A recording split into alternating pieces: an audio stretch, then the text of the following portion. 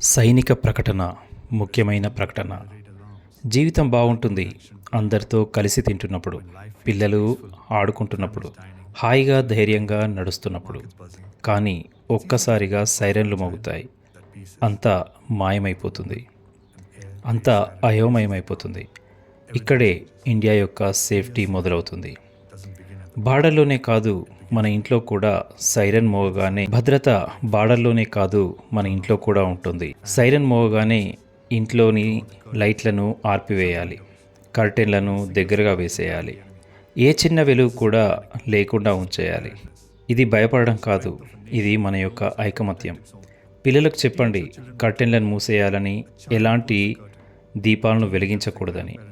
అందరూ నిశ్శబ్దంగా ఉండాలి, ఎలాంటి భయం లేకుండా ఉండాలి. వీలైతే చుట్టుపక్కల వాళ్ళను గమనించుకుంటూ ఉండాలి, వాళ్లకు సాయం చేస్తూ ఉండాలి.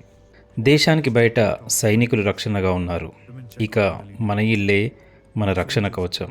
ప్రతి ఇల్లు ఒక శత్రు దుర్భేద్యం, ప్రతి వ్యక్తి ఒక రక్షణ కవచం. చీకట్లో మనం దాక్కోవడం లేదు, చీకట్లో మనం ఐకమత్యంగా ఉన్నాం. ఇది పల్లె నుంచి పట్టణాల దాకా మొత్తం చేయాల్సిన పని.